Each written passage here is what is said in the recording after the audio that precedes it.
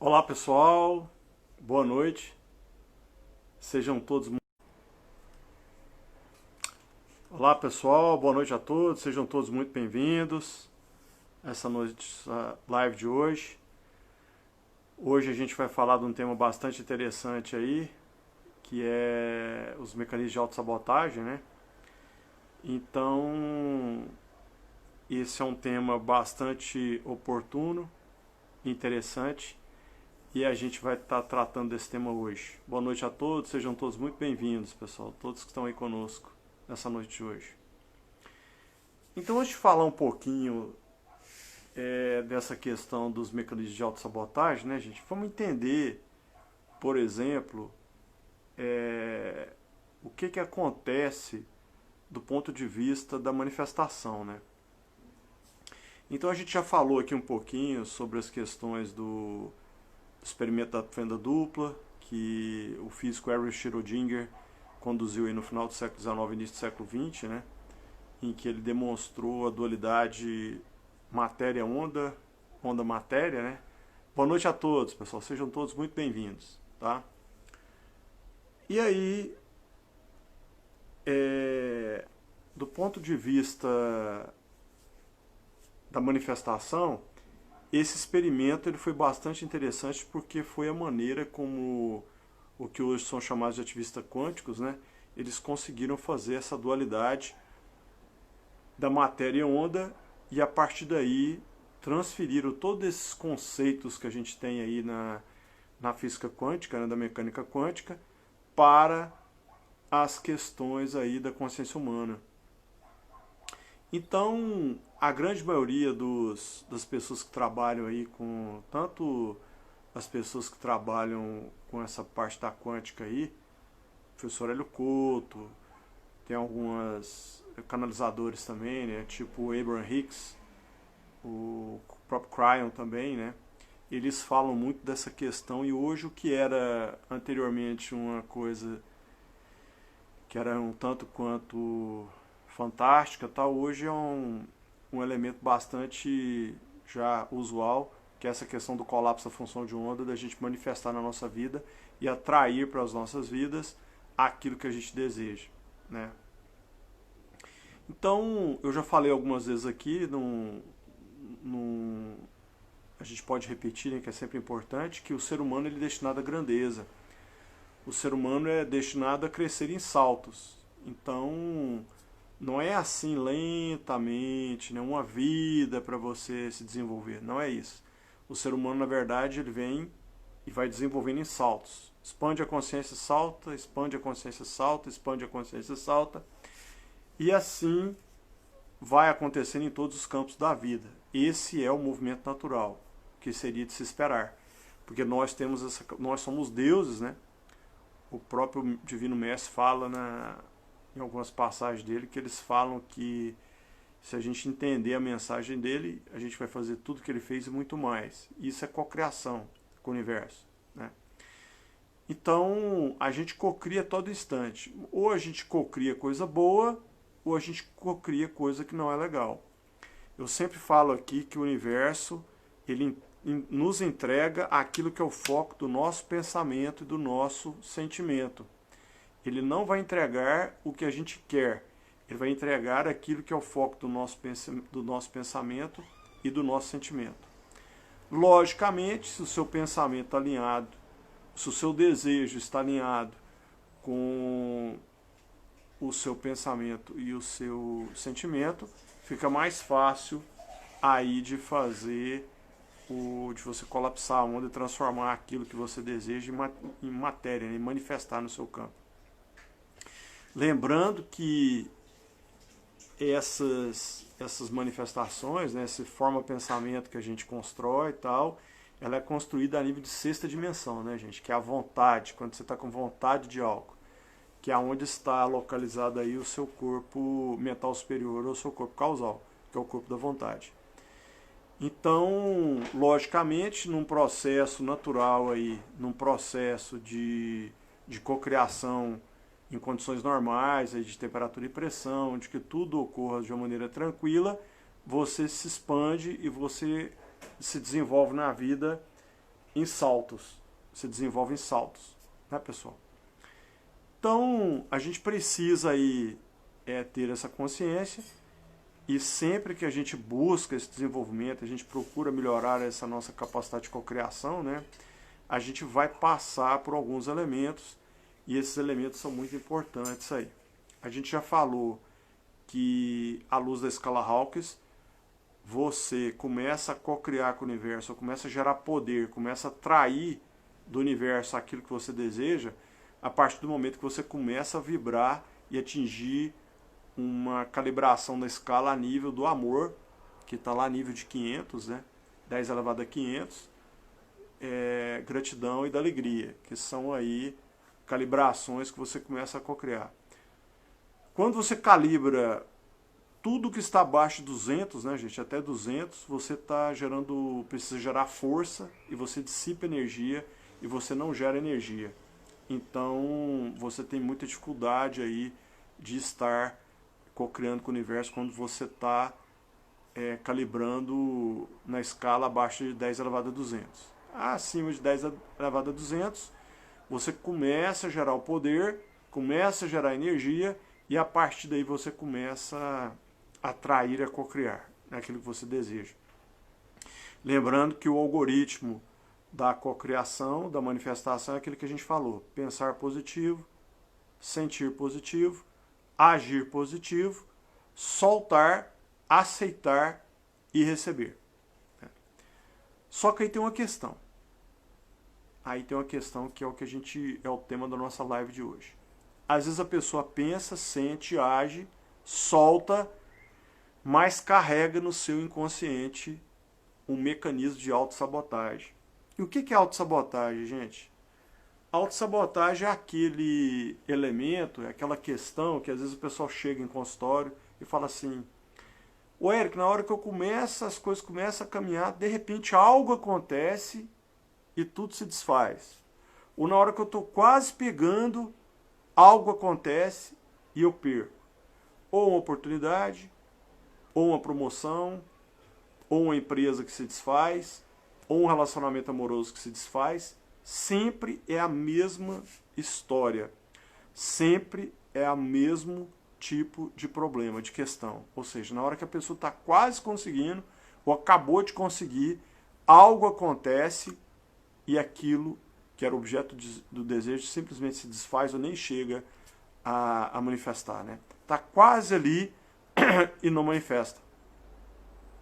Então esse negócio que algo acontece, que é repetitivo, que as pessoas me trazem, né, em atendimento, em consultório, algo acontece e aí eu não consigo a minha promoção, ou algo acontece e eu não consigo passar no concurso, ou algo acontece e a minha empresa se desfaz, ou algo acontece e eu não consigo a minha promoção, ou algo acontece e eu não consigo passar na minha prova do OAB, ou em alguma prova de título, né? Algo acontece.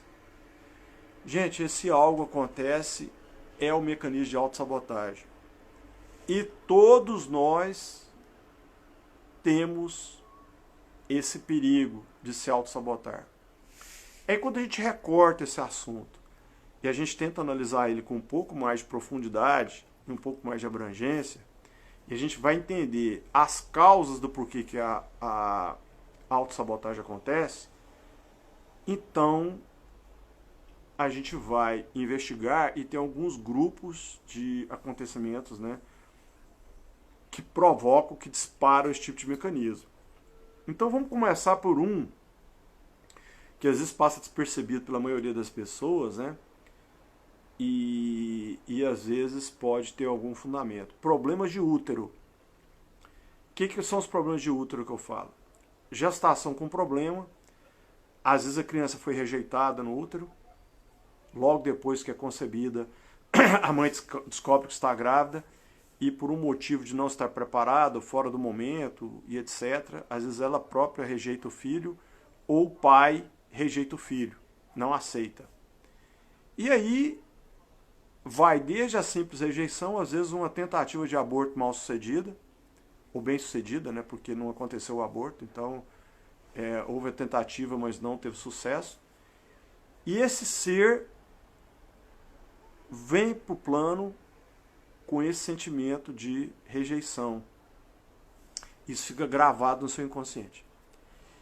Outra coisa que acontece também é, às vezes, no momento do parto, em que a mãe corre risco de vida por algum motivo, por algum processo que desencadeia, ou às vezes vai tentar um parto normal e o parto é muito sofrido, muito demorado, e a mãe sente medo de morrer por algum motivo, não tem dilatação e tal, ou por um processo qualquer que ela tem um aumento de pressão súbita, e às vezes tem um parto muito difícil, e às vezes a criança passa de hora, e a mãe sente o medo de morrer, né? Ou sente o medo daquilo virar uma tragédia.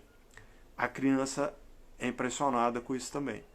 O bebê recebe essa carga e grava nele um sentimento de culpa inconsciente por ter colocado a mamãe em risco, né? E aí, essa criança cresce, vira um adulto, e ele não se sente merecedor pela vida, pelo dom da vida. E aí nada na vida dessa pessoa vai andar. Porque sempre que ele começa a prosperar, algo acontece, que é o mecanismo de autossabotagem, a pessoa atrai isso para si, exatamente para bloquear aquilo de bom, porque ele não se sente merecedor pela vida.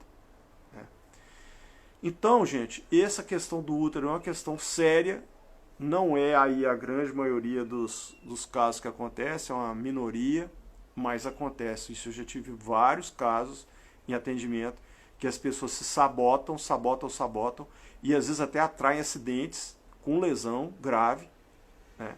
Aquelas pessoas, assim, por exemplo, que se acidentam fora da curva, né? Porque o acidente é uma coisa que acontece, é quando você tem aí 3 ações que culminam com o acidente. O Frank Bird, ele demonstrou isso, né? Então, para cada 600 incidentes lá, você tem 60 acidentes de pequena monta, que é prejuízo material, tal, e você tem aí alguns acidentes graves, e você tem um acidente fatal ou um acidente com lesão grave, né? Então, as pessoas, quando começam a se acidentar, tem um histórico de acidente que é fora da curva, ou seja, do que seria normal, entre aspas, do ponto de vista estatístico, da distribuição normal, né, que existe uma curva para isso, essa pessoa, muito provavelmente, ela atrai isso para ela como um mecanismo de autossabotagem, né? E assim são as perdas de promoção, assim são os não passar em concurso, assim são aquelas promoções quando a pessoa está quase ali pegando a promoção, acontece alguma coisa que ela não ganha, e depois tem as próprias questões aí dos profissionais liberais, e que na hora que começa a pegar contas aí, de repente começa a perder as contas, né? E as coisas vão acontecendo e a pessoa não consegue prosperar. Então isso, gente, é um mecanismo de autossabotagem, tá? Esse algo acontece. Um outro grupo de elementos que tem também são as questões de, às vezes, o pai e a mãe, a criança está ali, nasceu tal, e o pai e a mãe têm um comportamento de conflito, né? Conflito yang-yin. Yang-yin.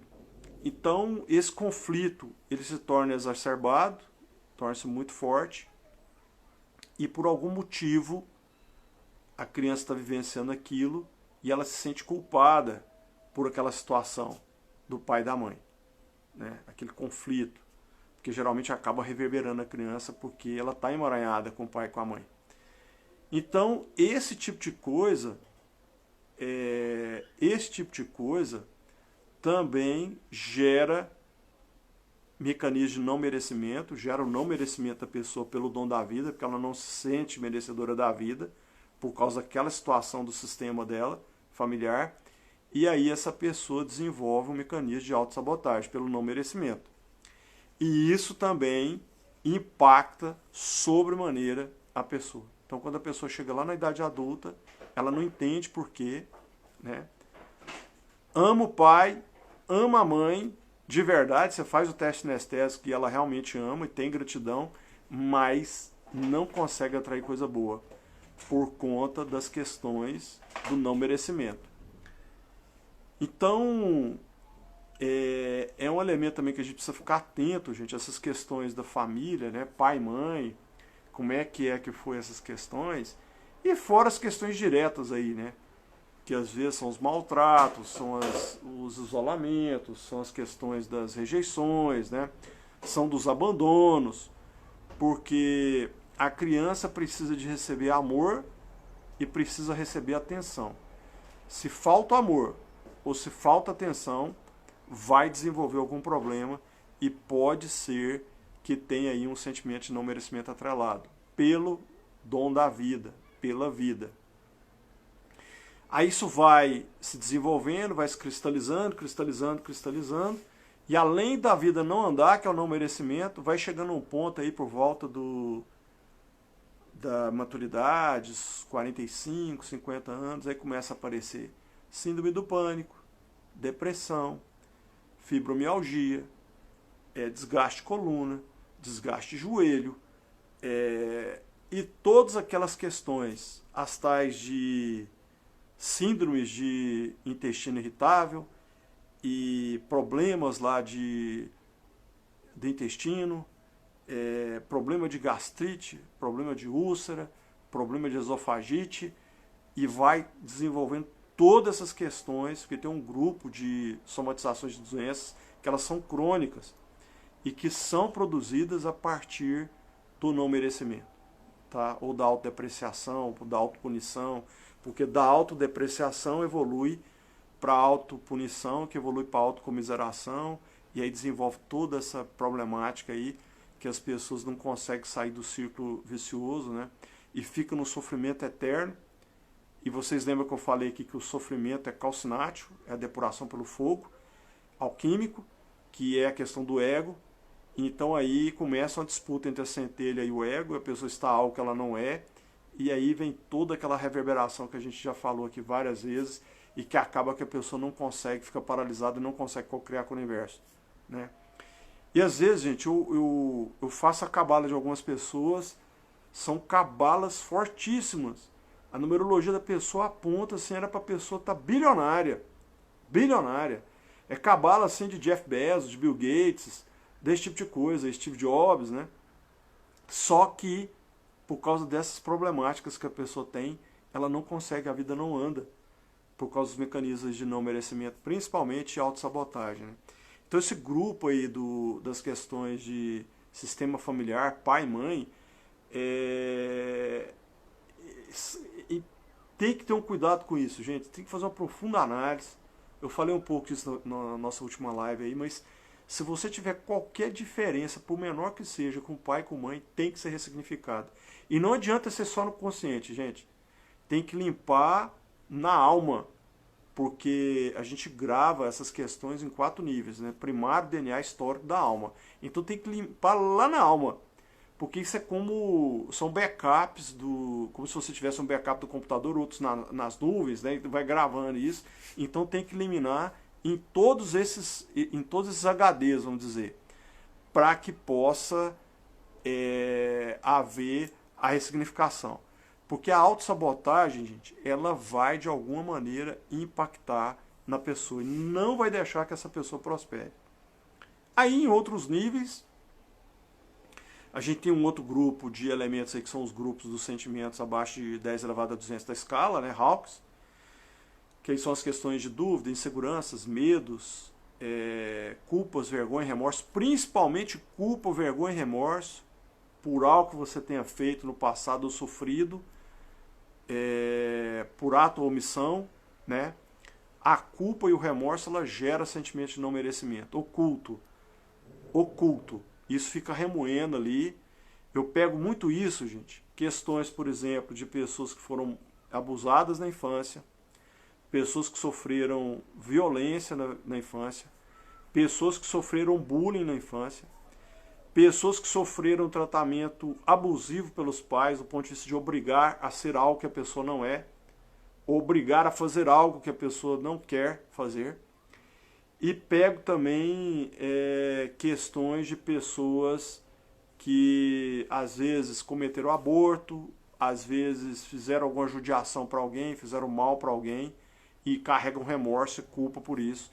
Então o sentimento imediatamente posterior à culpa e o remorso é a questão do não merecimento. E aí pronto, vai, grava no inconsciente e fica lá aquele flag. Toda vez que a pessoa vai tentar atrair, manifestar alguma coisa, um carro, uma casa, um apartamento, que é o que a maioria das pessoas vibram, né? Na escala de Maslow, na pirâmide de Maslow, que é natural que as pessoas querem prosperar, mas a pessoa não consegue, não entende por quê. É porque tem ela tem essa questão de não merecimento gravada no inconsciente e aí se auto-sabota. Se auto-sabota. Porque, principalmente quando ela tem lá aquela série de sentimentos negativos, né?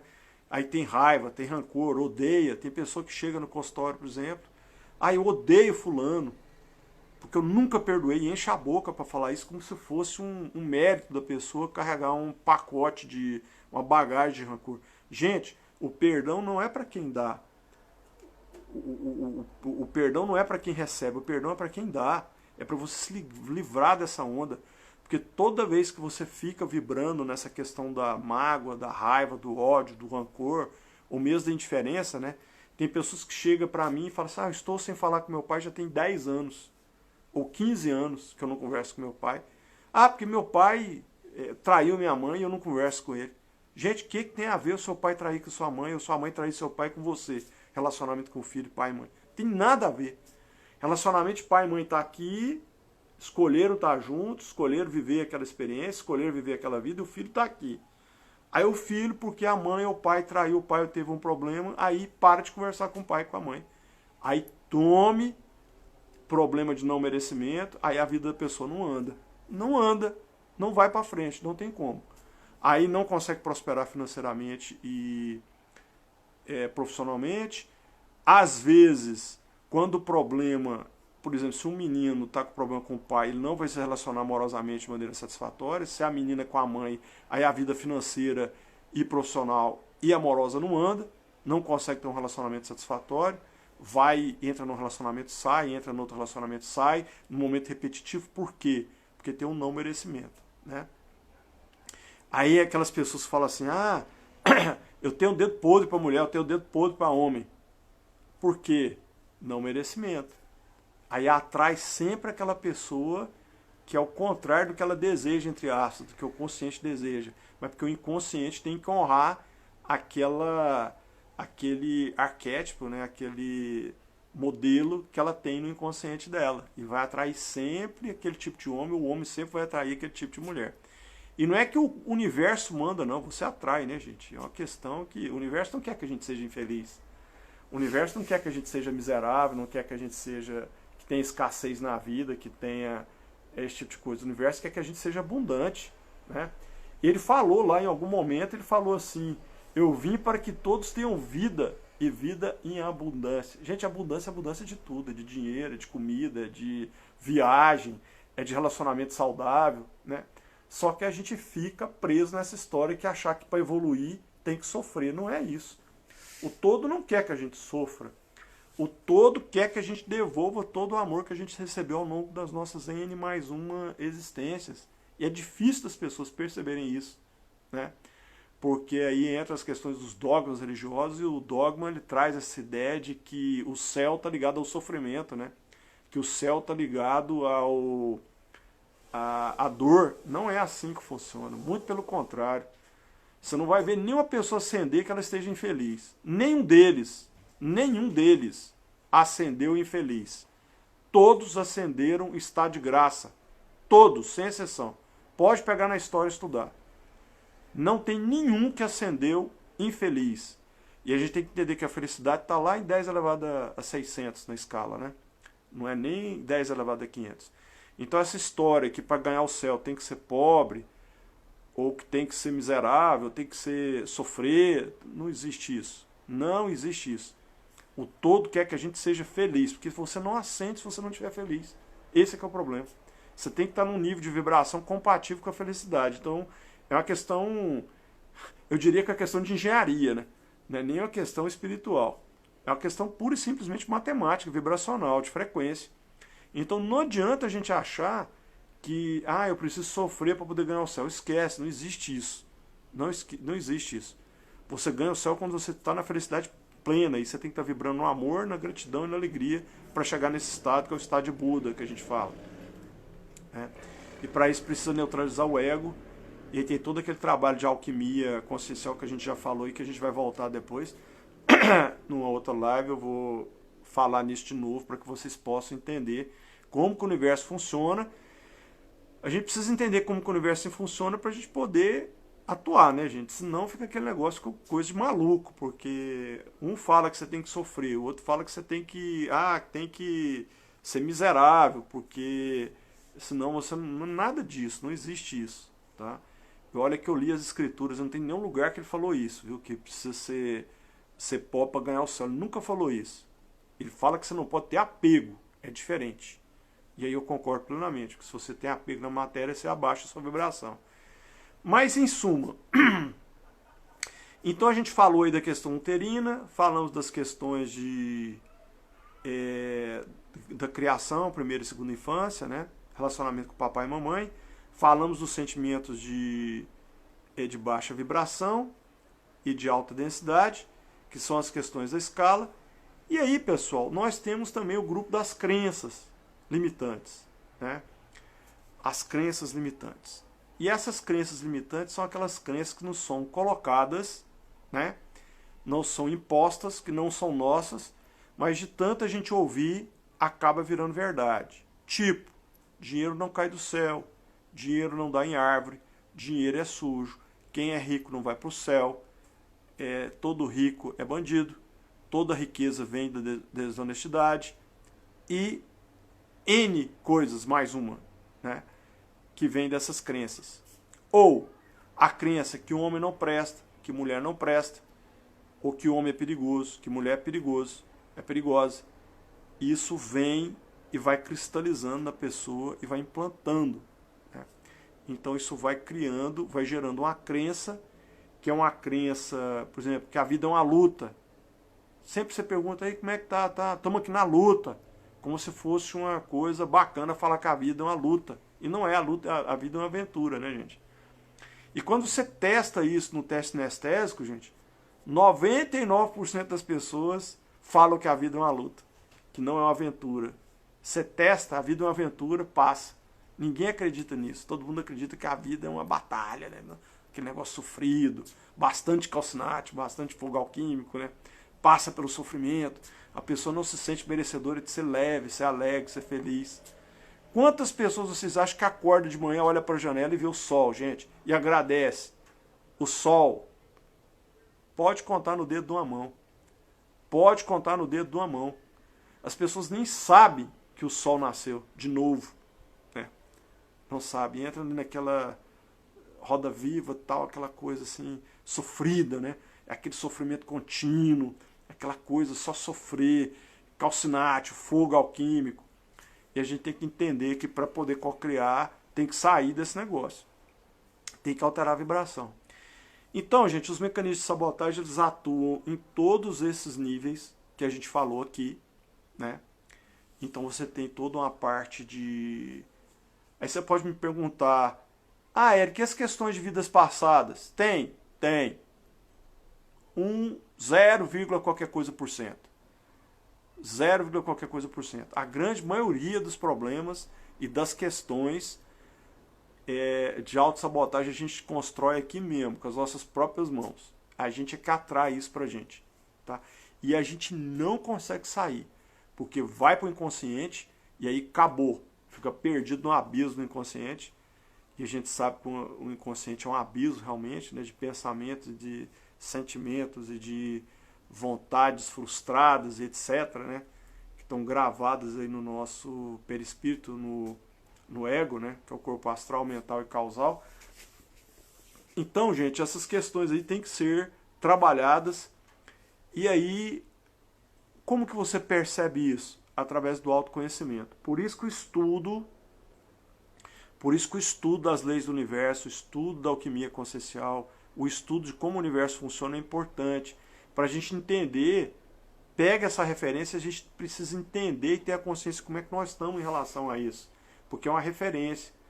Aí se a gente está muito fora do vidrinho, aí você consegue entender, tem alguma coisa errada aqui, né? E a pessoa começa a perceber isso quando começa a repetir as coisas na vida, né?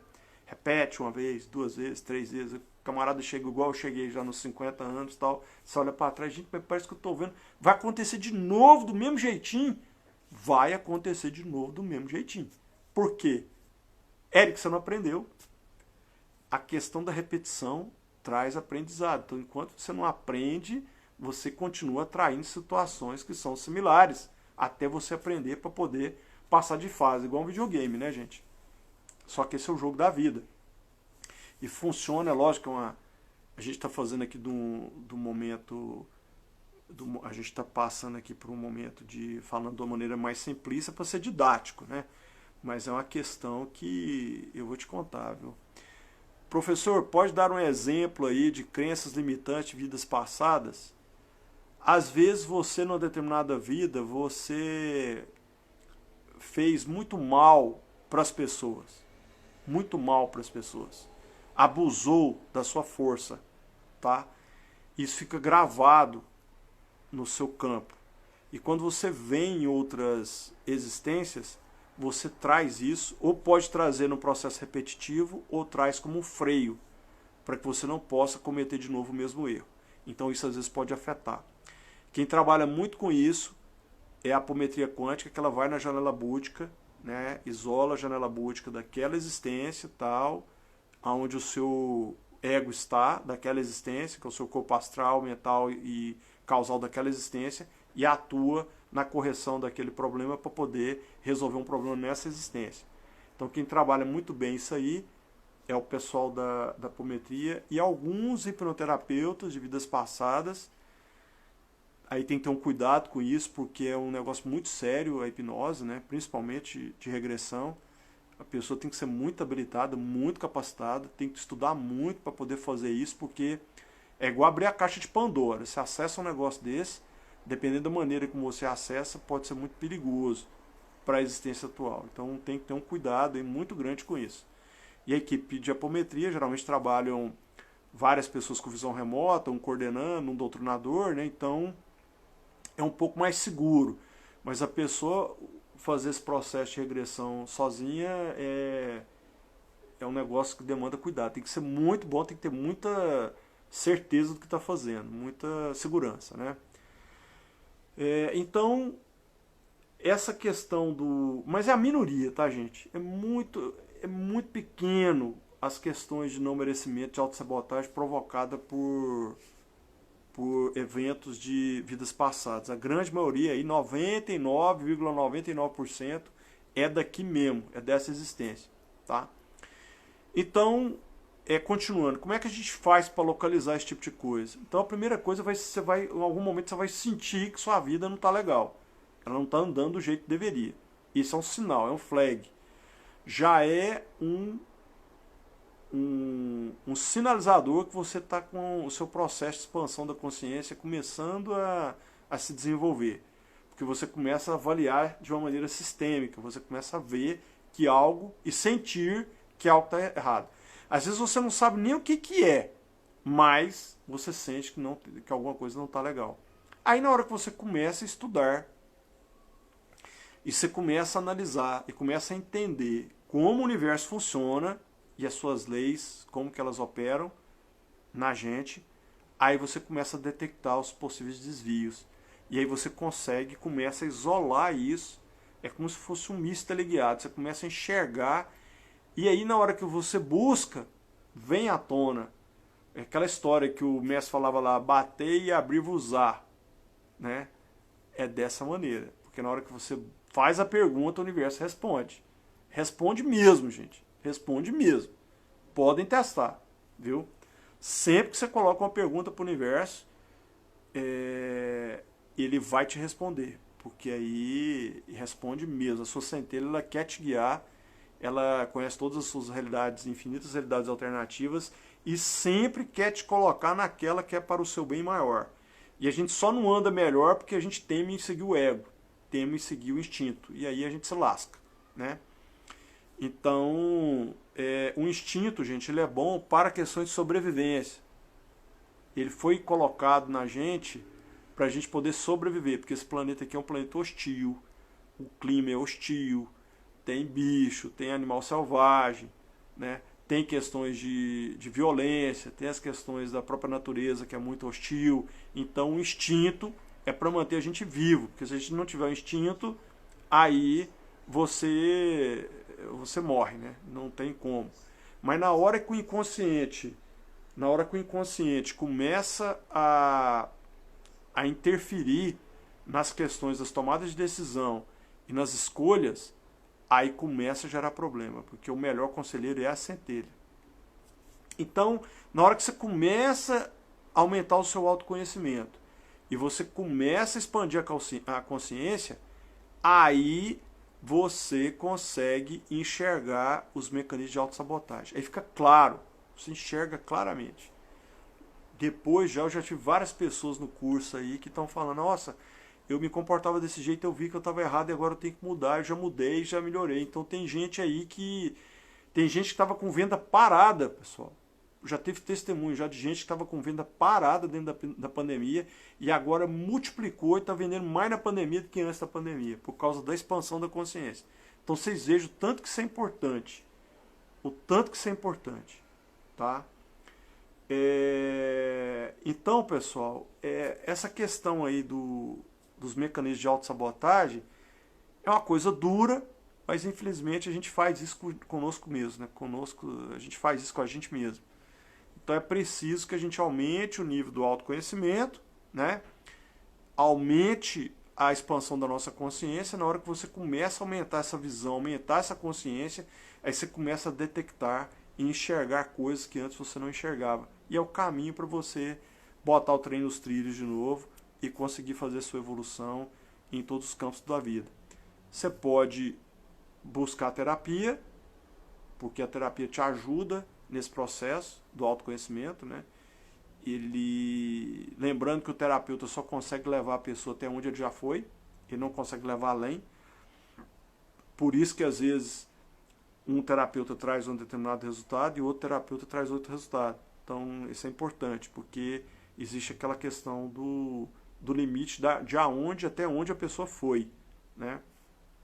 Então isso é bastante impactante aí. Então, gente, é lógico que essas correções podem ser feitas de autossabotagem, não merecimento. É uma questão de reprogramação mental. Quando você enxerga, isola a causa raiz, fica mais fácil fazer isso, porque você tira aquilo que está ruim e coloca o sentimento bom, né? O sentimento de alta calibração da escala Hawkes. Então, sempre para que você possa saltar, você precisa primeiro tirar o que é ruim e colocar o que é bom. Se você tentar, por exemplo, fazer o download, baixar para o campo da pessoa um sentimento de alta calibração,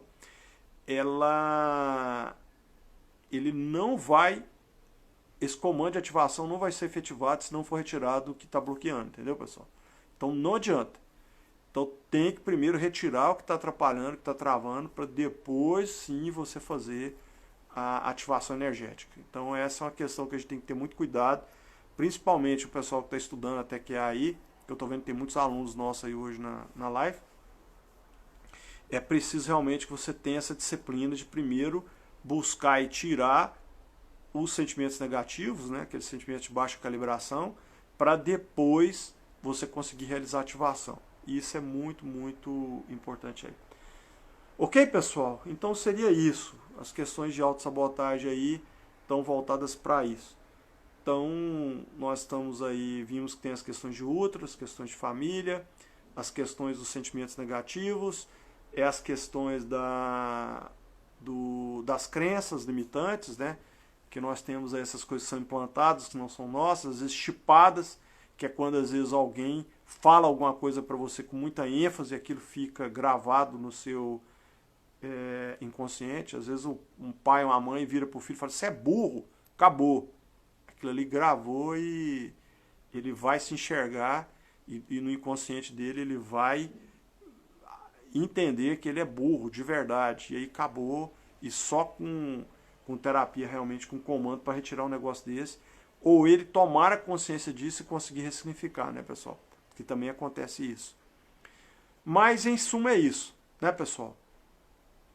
Então, o assunto, a gente já está caminhando aqui para 45 minutos da nossa live. Eu vou abrir agora para as perguntas. Quem tiver perguntas quiser colocar, eu vou, daquilo que tiver na nossa capacidade de resposta, aí a gente dá a resposta, tá, pessoal? Senão a gente vai procurar saber e depois a gente retorna, tá? Então eu estou pegando o início aqui das postagens.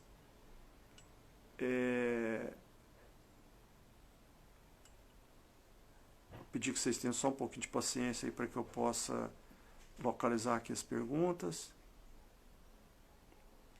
Hoje o pessoal não colocou muita pergunta aqui. Sinal que as pessoas estão começando a solidificar o conhecimento, né? Cristalizar o conhecimento.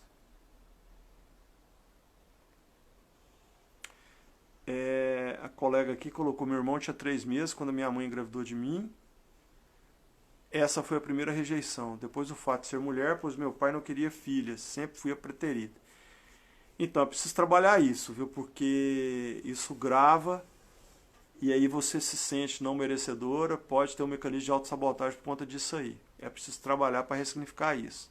Acontece muito isso realmente. Essa questão da rejeição a partir do útero, né, pessoal? Deixa eu ver aqui. A Célia perguntando aqui: a síndrome de Behçet e psoríase também pode ser a causa de não merecimento? Então, essa síndrome de Behçet eu não conheço, eu vou ter que estudar para saber, tá, Célia? Mas a psoríase, ela vem como um caso da pessoa que tem medo do externo, ela tem medo da vida. Então, como ela tem medo da vida, o que a pele faz, que é a nossa proteção? Ela tenta reforçar. Então, a psoríase vem como um aumento de capacidade da pele para engrossar a pele, para ela resistir e enfrentar essas ameaças que ela sente que existem na vida exterior, tá? Então isso está atrelado com medo e pode ser, no fundo, com relacionamento com o seu pai, porque quem dá a firmeza e atitude para com a vida é o pai, né? Tanto o enfrentamento, quanto a resiliência, quanto do estofo para suportar a pressão. Então a psoríase vem como um protocolo biológico em resposta a essa pseudo-ameaça que você está enfrentando no seu ambiente externo, e ele vem para engrossar a pele, para reforçar a pele, como se fosse uma armadura, tá bom? Agora essa síndrome aí eu vou estudar e depois, futuramente, a gente coloca na live aí, ou você pode colocar a pergunta lá no... Como é que é aquele lugar lá, Vitor, que as pessoas colocam a pergunta? No Instagram? No feed. Não. Naquele lugar que tem lá, coloca as perguntas, eu esqueci, sumiu da minha cabeça aqui. É direto? Como é que é direto? No direct. É no direct, pessoal, me perdoe porque eu não... Esse negócio de rede social eu tô aprendendo. Nas mensagens lá, você pode colocar, porque aí registra lá que eu vou estudar e te dou a resposta. Tá bom, Célia? Mas realmente eu não sei, eu não conheço, eu nunca vi essa doença. É a primeira vez que eu tô ouvindo dela aqui agora. Os meus pais nunca abraçaram quando eu era criança, saí de casa com 15 anos. Então, Beatriz, se isso gerou um vácuo de amor, provavelmente você precisa trabalhar seu auto-amor, tá? Porque essa questão aí realmente impacta, porque a criança precisa de amor e de atenção. Então esse fato aí de nunca ter abraçado, porque tem criança que não é tão sensorial, né? Não é tão sinestésica, então ela às vezes nem sente falta disso, mas se você sente, então precisa trabalhar, porque pode ter um vácuo de auto-amor em você, e o vácuo de auto-amor, ele gera uma série de bloqueios para a vida inteira, tá?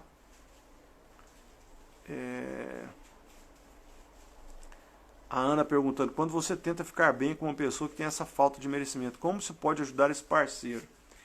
Então, olha só, gente. O que eu vou falar aqui parece duro, mas é importante que vocês tenham essa consciência, né?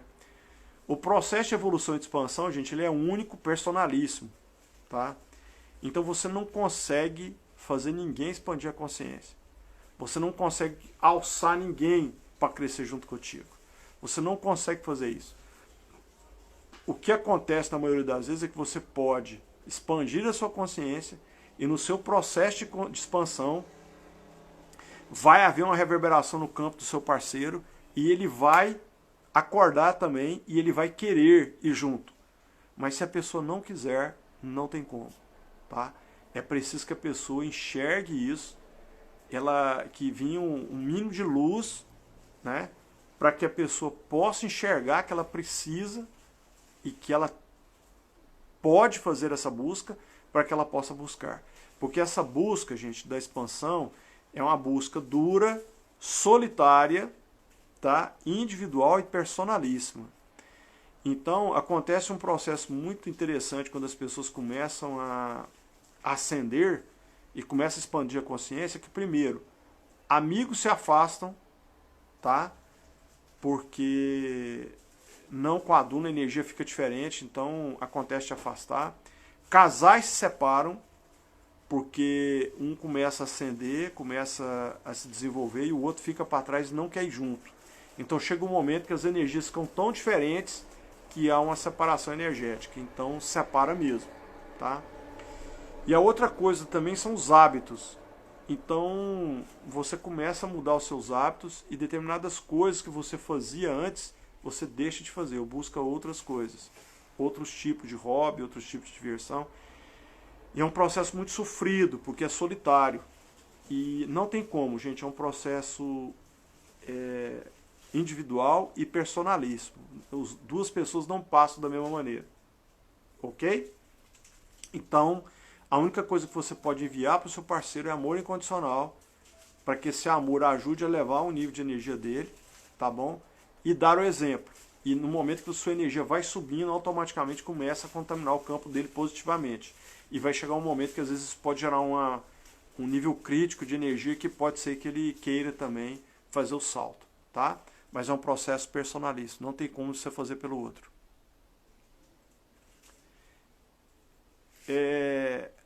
A Lúcia perguntando aqui, essas crenças limitantes estão no inconsciente. Como acessar para tomar a consciência? Então, da maneira como eu falei, à medida que você vai aumentando o seu autoconhecimento, sua expansão da consciência, pelos efeitos que está tendo na sua vida, você consegue detectar que tem algo errado. E é como se fosse uma reengenharia, uma engenharia reversa, né? Então, na hora que você vê que algo está errado, e pelo processo de repetição, pelo que acontece na sua vida de resultado, aí você consegue identificar e analisar, e você faz a correlação. Aí você consegue identificar, tá? Então, ou em terapia, aí o terapeuta pode ajudar também a você acessar essas crenças, né? Para que você possa tomar consciência e a partir daí ressignificar. Mas lembrando, gente, não basta tomar consciência, tá? Às vezes a pessoa, por exemplo, eu tenho casos de pessoas que foram abusadas na infância e foi apagado, porque o inconsciente, por causa da dor, ele apaga e a pessoa fica a vida inteira com esse problema e às vezes toma consciência, porque na hora que começa a expandir a consciência, a energia começa a subir, aí o inconsciente libera isso para o consciente e a pessoa toma consciência, mas às vezes a dor é tão grande, está gravada no nível tão profundo que ele toma consciência, mas ele não consegue se libertar. Então precisa de um comando para que possa ser liberado isso. Ok, pessoal? Aí eu já dei o exemplo da crença limitante de vidas passadas. Como sair da situação de não merecimento? Então é o que eu falei e serve também para o mesmo caso anterior. Expandir a consciência, né? Expandir a consciência e gerar autoconhecimento. À medida que você gera autoconhecimento, expande a consciência, você começa a perceber essas questões. E aí você consegue detectar e consegue atuar e ressignificar, tá? A Aline falando que era travada para se mostrar, depois de ser atendida pela Tequel, fiz muitas lives e hoje fui convidado para mostrar meu trabalho no canal de TV. Muito bom, Aline, excelente. Tá saltando, né? A Aline é nossa aluna do curso, muito bom. Parabéns, viu? É bem por aí mesmo. A Marta falando, primeiro detectar a causa raiz, sim. Principalmente, né, gente? O fato é o seguinte, às vezes as terapias não trazem tanto efeito porque elas não conseguem atentar e atingir a causa raiz. Quando você localiza, identifica a causa raiz, aí fica muito mais fácil de fazer a ressignificação. Porque aí você vai de uma maneira muito específica e detalhada, né? E aí você consegue fazer essa liberação. A Poliana perguntando o que é karma e o que é comportamento. Como diferenciar? Então, as questões karmáticas, gente, elas são aquelas questões... Vamos entender o seguinte. O karma, ele vem como um processo repetitivo em uma existência depois. Você tem os processos repetitivos na existência atual e tem o processo repetitivo de existências passadas. Então vamos supor que a pessoa tenha matado alguém em uma existência anterior. Quando ele vier para essa existência, de alguma maneira, ele vai, porque isso vem gravado no DNA, né, gente? O nosso DNA é o grande registro de tudo isso, não o DNA físico, o DNA sutil, né? Então, você vai vir para esse plano e vai atrair uma situação parecida, similar com aquela que você teve no passado, para ver se você vai matar de novo, entendeu? Se você não mata, é porque você aprendeu. Essa é uma situação karmática, tá? Agora, é difícil da gente diferenciar o que é comportamental do que é karmático. Então, quando você passa por todas essas identificações, todas essas análises, e você elimina todas essas análises, útero, relacionamento familiar, essa parte dos sentimentos de baixa vibração, as questões das crenças limitantes, tal. O que sobra, que é a minoria? É a questão de karma. Aí você pode analisar com relação a vidas passadas, ok? Que é a questão do karma, tá? E lembrando que o karma, você libera karma com a geração de dharma. Então, se você ajuda, que é um dos pilares aí da expansão da consciência, né, que é o ajudar, você está gerando dharma e está fazendo a liquidação de karma, ok? A Luísa perguntando, quem tem o pensamento muito acelerado e a mente não descansa, como agir? Meditação. Buscar o hábito da meditação, né? Começar com pequenos períodos, porque a mente é difícil dela desacelerar, mas você começa a meditar pouquinho, alguns segundos, depois passa para minutos, aí depois mais minutos, até você conseguir fazer o domínio da sua mente para que ela não fique tão acelerada, tá? Meu filho está com mania de puxar cabelo extraído, ele tem 8 anos. Isso pode ser que ele herde ou algo de mim, já que o pai dele não queria gravidez. Depende muito, tá? Pode ser que sim, pode ser que não, mas depende muito, depende muito. Porque esses hábitos repetitivos, né, essas questões repetitivas, eles vêm às vezes para cobrir algum problema que ele teve, algum trauma, algum impacto que ele teve. Pode ser, tá? Mas é preciso investigar, porque eu não posso afirmar aqui que seja isso. Tá bom? Pareço que estou sempre sem energia. Então, tem um vídeo no YouTube, Luiz, que chama Equilibrando Chakras em 7 minutos. Baixa esse vídeo e ouve ele com fone de ouvido de manhã, logo que você acordar, e à noite, antes de se deitar. Pode ser que você consiga reequilibrar e vai gerar energia de novo. Tá bom? É possível ressignificar sentimentos em crianças? Como conduzir? Pelo exemplo, né? Pelo exemplo. Então, porque a criança ela aprende muito com espelhamento. Então, se você dando um exemplo, na maioria das crianças que eu já peguei até hoje, gente, em atendimento, e geralmente eu não atendo a criança diretamente, porque a criança às vezes não consegue se expressar, e como eu não tenho a visão remota, é muito difícil, né, de conversar e tal. Eu sempre atendo com o pai e com a mãe. Eu vou te falar que 100% dos casos que eu peguei até hoje de problemas de criança, o problema era com os pais, não era com a criança, tá? Então, essa questão é muito, muito impactante. Às vezes, os problemas que a criança carrega é fruto do pai e da mãe, não é nem ela mesma, tá? Então, acaba uma autoanálise do pai e da mãe aí sempre, tal, para avaliar, porque todos os casos que eu peguei até hoje, é lógico que tem N casos, a gente não pode afirmar que sempre é assim, mas todos que eu peguei até hoje foram problemas relacionados a pai e mãe, tá bom? Na verdade, é o pai e a mãe que tinha o problema, não a criança. Na hora que o pai e a mãe ressignifica, o filho ressignifica por tabela, tá bom? Por consequência, porque está emaranhado do ponto de vista quântico, né? Meu filho é um ótimo menino, com certeza, sempre são, né?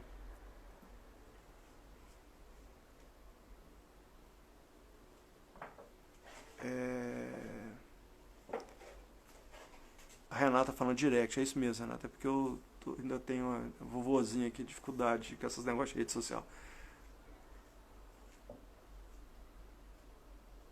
André perguntando aqui, você falou que a gente não tem o comando da nossa vida. Como seria isso em relação à cocriação com o universo? Gente, o Lao Tse escreveu um livro chamado Tao Te Ching, que tem a ver com o Tao. E o Tao, ele tem a ver com a neutralização do ego, né? Quando eu falo que a gente não tem comando da nossa vida, é porque você tem o livre-arbítrio, tá? E na verdade você não controla a sua vida. O que eu quero dizer que não tem um comando é que você não controla, porque as coisas acontecem a partir de uma interação muito grande com várias coisas. Então a gente tem a ilusão do controle, mas na verdade a gente não tem controle. Sempre que a gente tenta controlar a nossa vida a partir do ego, na verdade a única coisa que você faz é paralisar a sua vida. Ela não anda, tá certo? A cocriação com o universo, ela é diferente, porque você não tem controle. Você manifesta algo que você deseja para a sua vida, tá certo? E aí, quando tudo acontece de maneira normal, o universo te entrega isso. Mas quem opera isso é a sua centelha.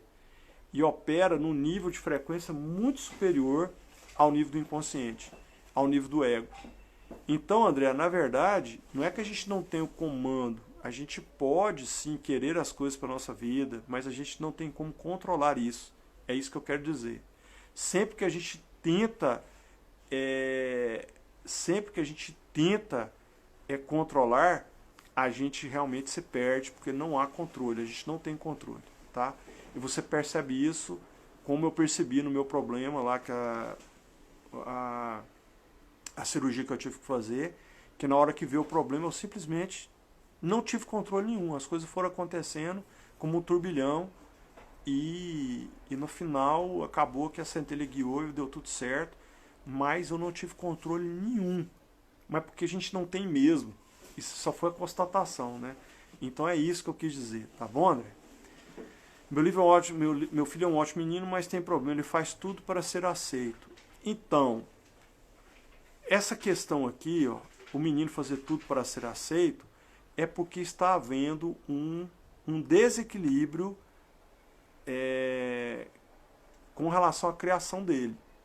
Porque se ele está fazendo tudo para ser aceito, é porque às vezes ele está sendo colocado em xeque, ele está sendo, às vezes, tolhido, às vezes está sendo castrado, e às vezes está sofrendo algum tipo de tratamento agressivo, e é uma maneira dele buscar essa aceitação, ok? Por isso que eu falei que às vezes o problema não é a criança, o problema são os pais. Então cabe uma análise aí de pai e mãe para saber como que está sendo essa criação, ok? Quando a mãe é abusada, seu filho também... Quando a mãe é abusada, seu filho também, o que pode ter acontecido? Então, aí é uma série de coisas, viu, Luísa? Tem que analisar com mais profundidade aí, porque tem que ver como que foi seu abuso, qual foi a configuração do abuso do seu filho, tá bom? Mas geralmente essas questões familiares, elas têm um ciclo repetitivo, tá? Acontece, realmente. Mas aí teria que fazer, eu não consigo aqui agora fazer um diagnóstico, isso é um objeto de uma consulta, tá? Mas precisa ser investigado para saber, porque não dá para falar aqui o que pode ter acontecido, tá bom? Gente, a nossa live vai cair em 25 segundos, eu vou continuar respondendo aqui, mas gratidão a todos vocês, fica com Deus, muita luz para todos vocês, ok? Fiquem com Deus, paz reverencial a todos vocês.